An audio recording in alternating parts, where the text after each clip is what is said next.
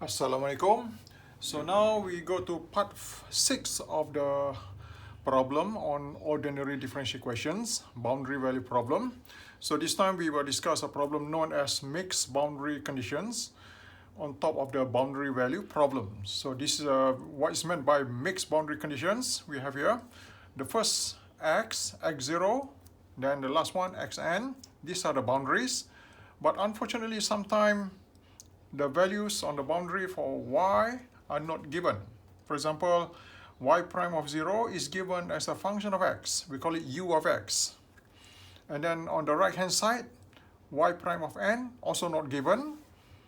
So it is a function of x. So that means the boundaries in this case have the form of y prime equals something. So that means we still need to find y0 on the left and yn on the right. So that means altogether we need to find y0, y1, y2 until yn minus 1 and yn. So we will have a system of linear equations. We need to get a system of linear equations of size n plus 1 by n plus 1.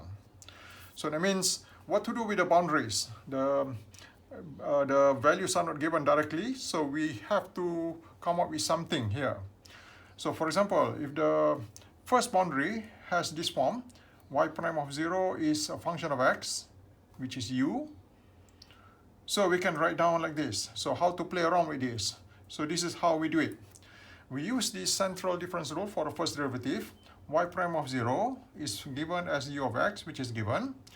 And now y prime of 0, from the central difference rule, we know that y of I, first derivative, is approximated as yi plus 1 minus yi minus 1 over 2h.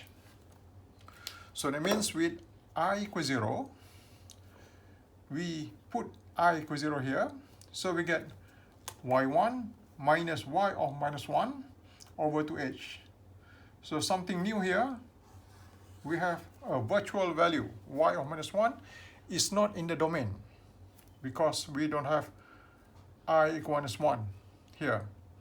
So we need to know that x is between x0 until xn only. So that means y of minus 1 is outside of the domain.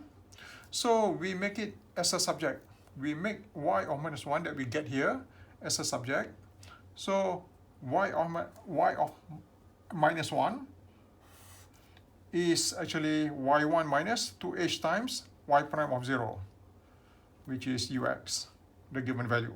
So that means we are going to replace y of minus 1, which is not outside of the domain, into this form, all from the central difference rule. So if we are giving on the left boundary like that, so this is how we do it. Same thing with the right boundary.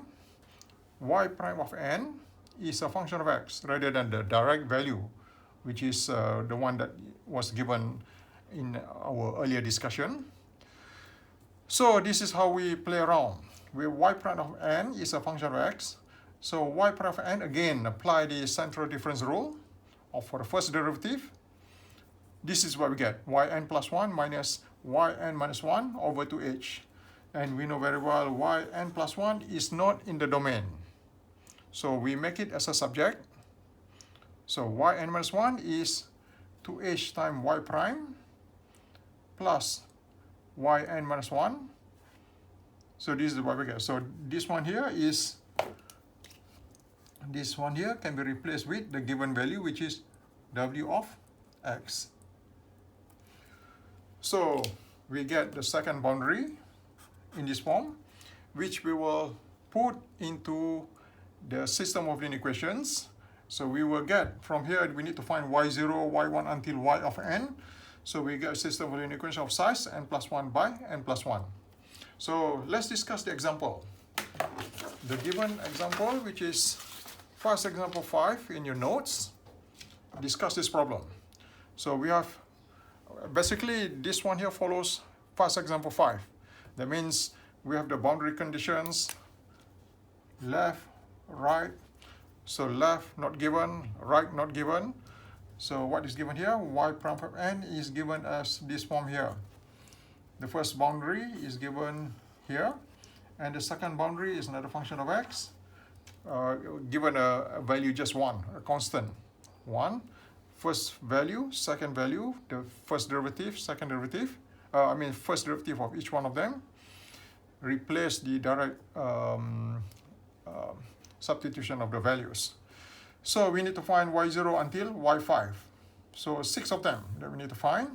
We draw, like in the earlier discussion, the first step in solving this problem is to draw the boundaries, the diagram, to show that we really understand what we are looking for. So we have this. So we need to find y0, y1 until y5. N is 5 in this case. H is 0.2. This is the same problem as in past example 4, with the difference here is the boundaries are not given directly. Okay, so we need to play around with the first boundary, which is y prime of 1, which is y1 minus 1. So y prime of 1 is y prime of 0 minus y0. So this one here is y0, this one here is y prime of 0. So minus 1 is on the right hand side, so we get this equation. So now we replace y prime of 0, so this is what we get. And by replacing y prime of 0, we get y of minus 1. Make this one as a subject. This is what we get. So that's the first boundary. So make y of minus 1, which is the virtual value, as a subject of the other terms. So the same thing with the second one. Y prime of 2 is 1. So y prime of 2 is actually y prime of 5. So 1. So apply the central difference rule again. So we get y6 minus y4 over 2h equal 1. So make y6, which is outside of the domain, as the subject. This is what we get. So the first virtual value and the second virtual value.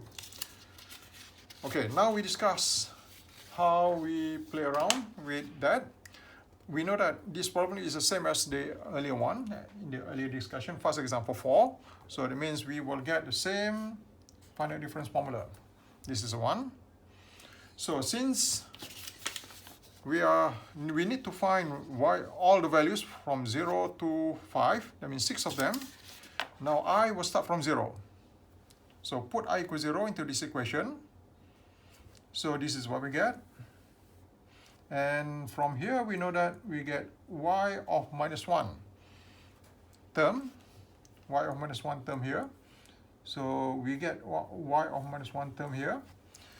And from our earlier discussion, we replace y of minus 1 with this equation, put it that here, and we get equation number, simplify, and we get equation number 1. The whole thing, So that means equation number 1 does not involve y of minus 1 anymore. So we have terms involving y0 and y1. So we get equation number 1. So next, put I equal 1 into this equation. I equal 0 is done. So I equal 1 now into this equation. This one here is direct substitution. It doesn't involve any virtual value. So we get these terms. So it comes nicely here. So equation number 2 is a direct form with the replacement of I equal 1 into this equation. Same thing with I equal 2, 3, and 4. We get the direct substitution of the values of I. So we get equation number 3, 4, and 5. No virtual values. And finally, when we put I equal 5, which is the last value, into this equation, this is what we get. And from here, we notice that this is the virtual value that we need to replace. Y of 6 is not there. So we know y6 from the earlier discussion, which is this one here. So replace y6 with this equation. So this is what we get. And finally we get, and simplify, we get equation number 6. So equation number 1 involve y0 and y1 only. Equation number 2 involve 0, 1, 2. Equation number 3, 1, 2, 3. Equation number 4, 2, 3, and 4. Equation number 5, 3, 4, and 5. And 6 involve 4 and 5. So put in matrix form, this is what we get. Arrange the terms in such a way that it is in the order of y0, y1 until y5. So this is what we get. And we know very well this problem can be solved using the Thomas algorithm method or Gauss-Seidel or Gauss elimination method. Solve, we get the solution. So we get 6 values, y0, y1 until y6. So that ends the discussion of part 6 of our problem. Thank you.